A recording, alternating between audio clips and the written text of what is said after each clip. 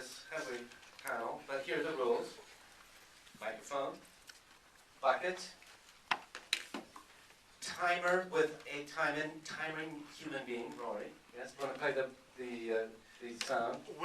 Now, depending on the time you have, and we do very careful to say you have up to 2 minutes, because we will change that time depending on how many people are standing up waiting to pitch. So you may not have the full 2 minutes. However, with usually around 30 seconds to go, you will hear this noise. And when it is finished, and you must stop, or I will get irritating in your ear, you will hear this. Now, at that second tone, if the person pitching keeps on pitching, this is what you can do, audience. You can remain silent. You can start booing and hissing. You can start slow clapping. Whatever. So if you're the poor person up here pitching and you hear that dreaded second note, just keep on going and see what happens. All right? At the end of each pitch, I will ask one of the panelists to give their instant feedback. To pitch, you need to fill in this form, which you've got, I hope. Please fill it in. And before you pitch, you need to put a fiver in the hat. And if you could put the fiver in the hat here, and then give your sheet to Mr. Grove. Not to me, because I'm easily confused by 2 things to do. Well, you've got 3. You've got to do the timing, get the fivers. Oh, don't say that. Oh, no. It's multitasking, Rory. Yes. Anyway, any questions about the rules? Who would like to pitch? Hands up. The cue is going to be on this side of the room over here, so just line up.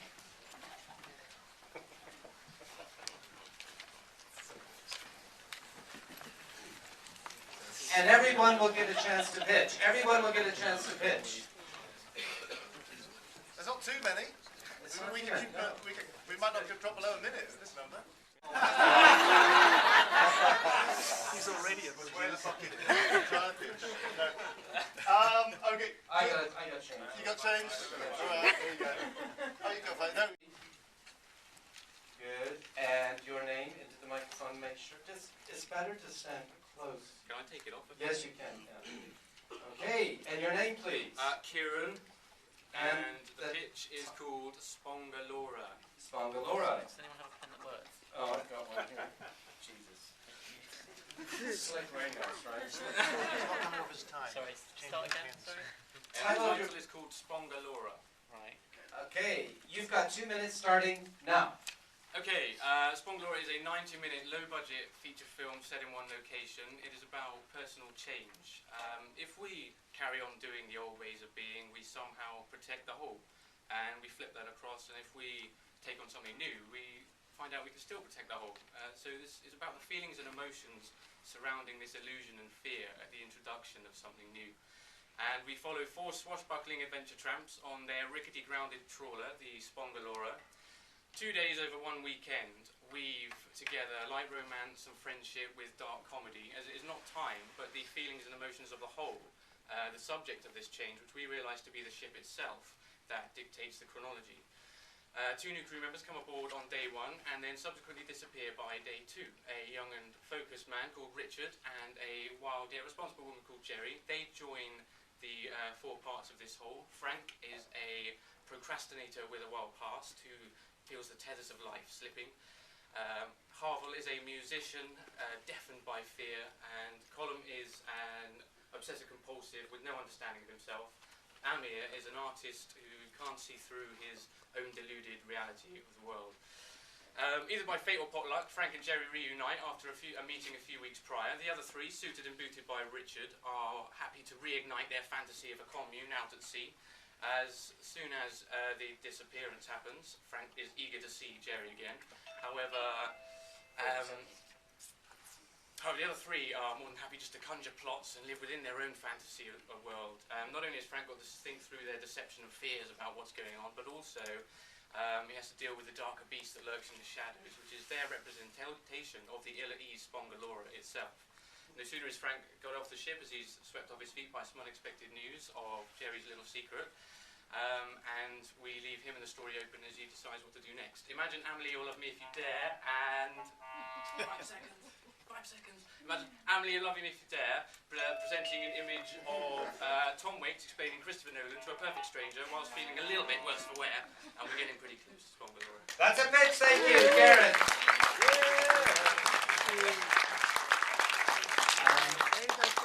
Firstly, congratulations, well done. You're the first guy up here, and that takes a lot of balls. Even doing it takes a lot of balls. I would not do this. I learned from last time, you see. But yeah, basically, you committed the crime that I was trying to prevent earlier, which was, right at the end, you said it's like Amelie, and then you got buzzed off. I spent the whole time, no offence at all, but I spent the whole time, you set it up, but your setup was, could apply to any movie. It's about personal change. I think every single movie ever made is about that. And it wasn't specific. And then Shpongle R came along and I kept, what's that? Shit? Okay, cool. So this is about a journey to where? I couldn't tell you what the story was. The story is the most important thing that I think you should get across, not the characters or the meaning. Like, what's the story? And I just couldn't tell you the story back, I'm afraid. I could tell you some of the names of the characters. And I could tell you that you got a lot of confidence, but apart from that, better look next time. But he came, he pitched, he was first. A big hand of applause.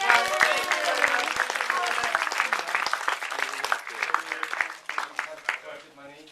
And your name, please. By the way, could one of the volunteers get a couple more pens? Oh, great. Thanks. Okay, your name, please. Hi there, my name is Tyler. You need to stand very close. Do you want to hold Okay, it? is that alright? Yeah, you can hold it. Your name, please. My name is Tyler. Title of your pitch? The title of my pitch is My Japanese Sister, and as you can understand, I'm looking for my half Japanese sister. You get 2 minutes now. Yeah. Oh, sorry, I pressed the wrong button. This one. Hang on. I've lost it already. I'm so sorry. Right. Okay, Off we go. 2 minutes starting now. Hi there, I'm Taylan Mustafa. I'm a London-based Turkish filmmaker, and I'm looking for my half Japanese sister in Japan. It's about the story of my father, which I've been heard about in the last 24 years, and I decided to make a small docudrama about it, or a documentary, however it goes like. So the story is about my father going to Japan as a dentist, and he meets up with a Japanese lady there. They spend a week together, and then he goes back to Turkey and meets with my mom. They decide to marry, and he receives a letter saying that I'm pregnant. And 6 months later, they are engaged to be married, and he receives another letter saying that you have a daughter. And he never replied back to that letter, and when I asked him, why didn't you? He said, I made a lot of mistakes in my life, but my father is someone who is trying to keep it a bit mysterious in life, so I never know if this story is true or not, but so I'm planning to look for my sister by starting from the letters and try my way up to Japan. So that's it. Okay, you've got 2 minutes starting now. Sitting Ducks is an action comedy. In simple terms, it's Black Hawk Down meets The Hangover, with a British comedic twist. Out in the Middle East, 3 British soldiers are celebrating. Back home in Blighty, one of their misses has given birth to their firstborn. And what started out as wetting the baby's head has quickly become drowning it, and shit got out of control. They wake up with a monster hangover and quickly realise they're no longer on the base. And then the penny drops. They're cock deep in enemy arsehole. Now, apparently a monumental hangover of this calibre would be a clusterfuck for John Bloody Rambo, never mind these poor bastards. There's Leo, this sarcastic, lazy, wheeler-dealer, always playing an angle, forever living in the shadow of his SAS war hero older brother, Hank. Then there's Egg, the new father, overweight, war-obsessed. Thinks that just because he's number 37 in the world at Call of Duty, he'd be a badass soldier. Enthusiastic, knowledgeable, but ultimately fucking useless. Then there's Muzz, the British Muslim, who... Fuck it.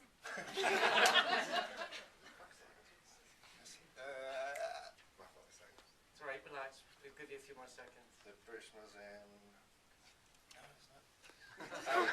Mouth like a serial masturbator. He's a lover, not a fighter. He was tricked into joining the army by his own father, who told him he'd been drafted.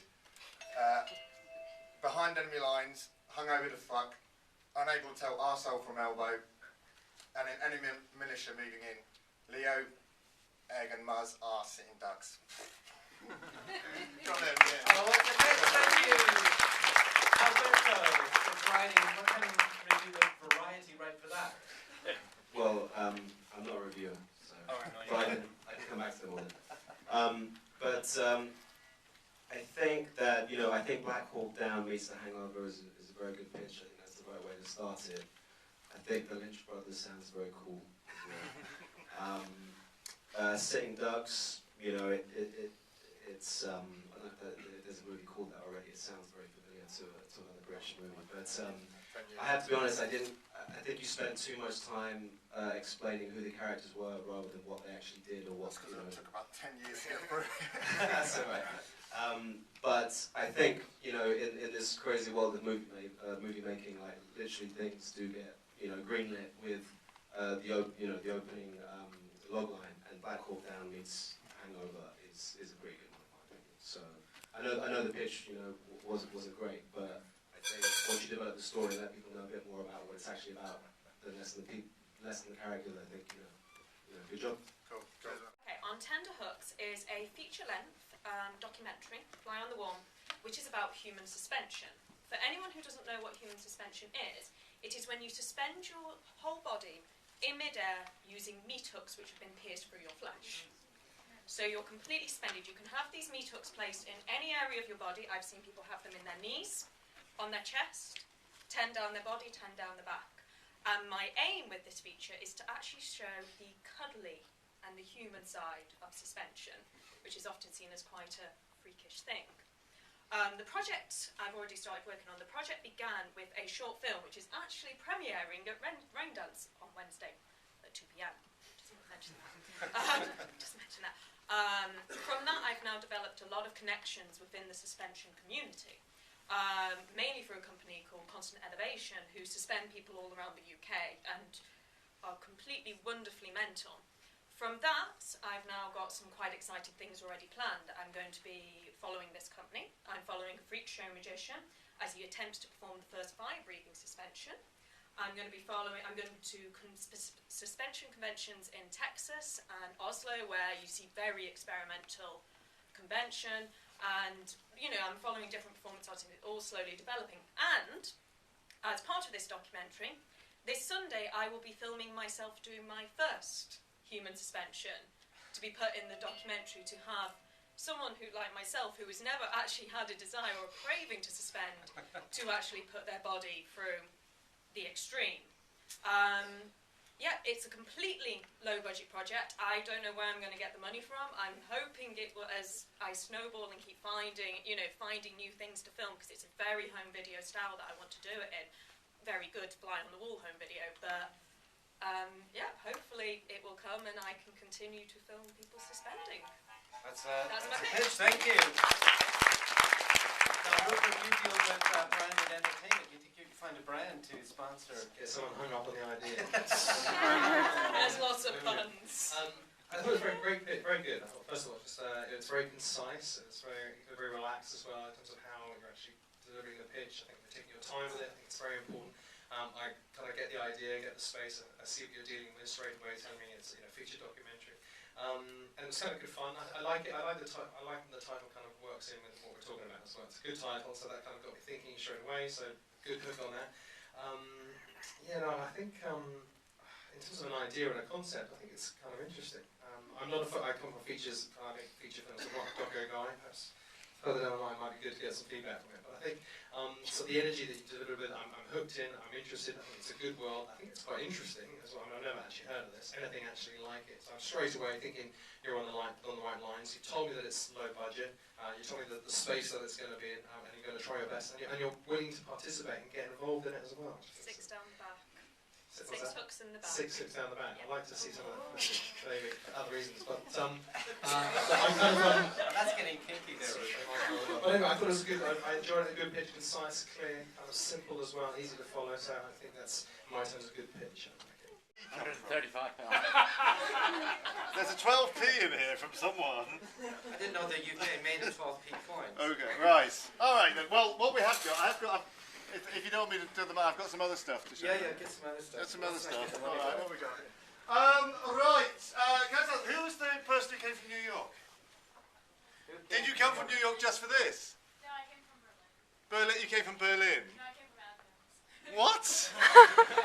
Okay, you came from New York, Berlin, and Athens. No, I was at a festival in drama known as Athens. Right.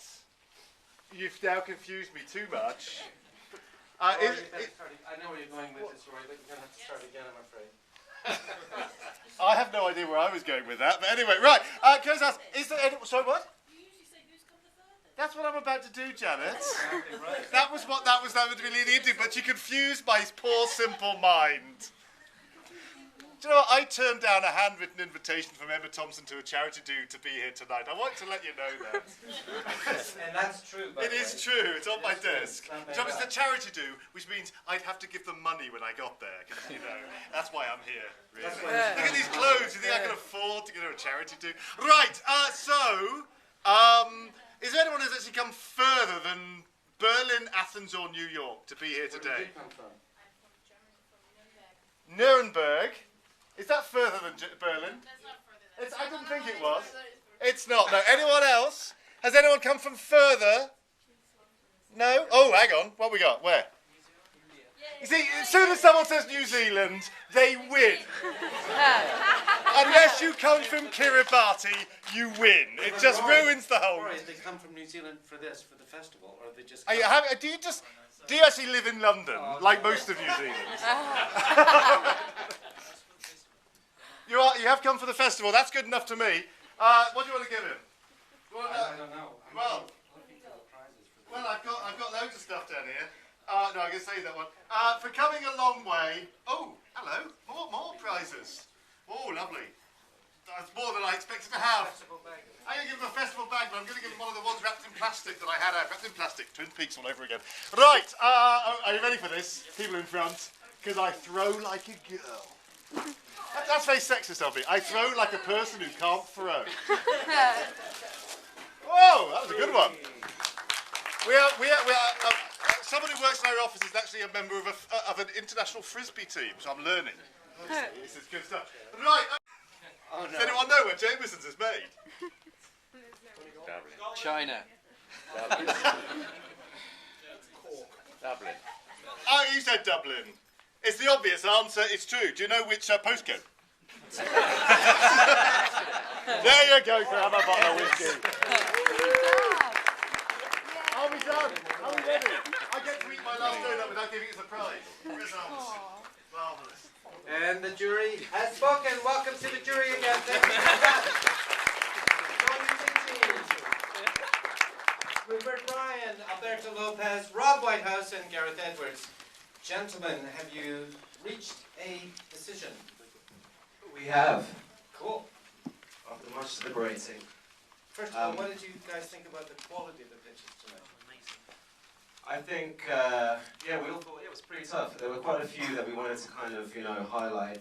We all like different pitches for different reasons. And I think it takes a lot of guts to come up here and pitch like this in a pressure cooked atmosphere for 2 minutes. But what you didn't realise is we were a lot more nervous than you guys were. So remember that next time. But we can deliver some awards if you like. Yeah. We'll go bottom to top.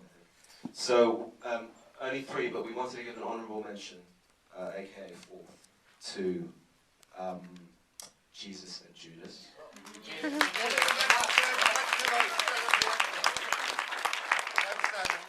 Which we thought was a fun pitch and really well delivered. A fun pitch, really well delivered. Could work as a cartoon. And in 3rd place, we have A Hairy Tale.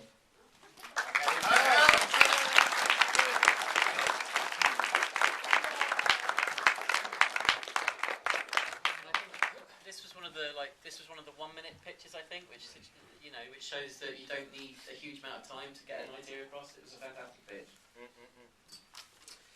And in 2nd place, Second place we have Bryan. I hope I pronounced that right.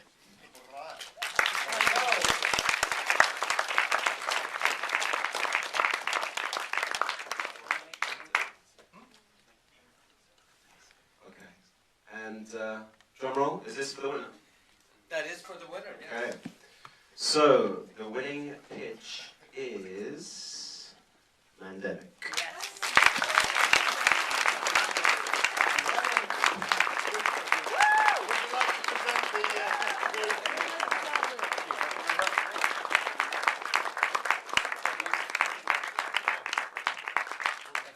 Don't run away with that. Do you want to say anything? Sadly, the bucket belongs to the cinema. Quickly say this is the second time I've pitched. The first time was another live ammunition, so it's good practice, and thank you very much. Great, thank you.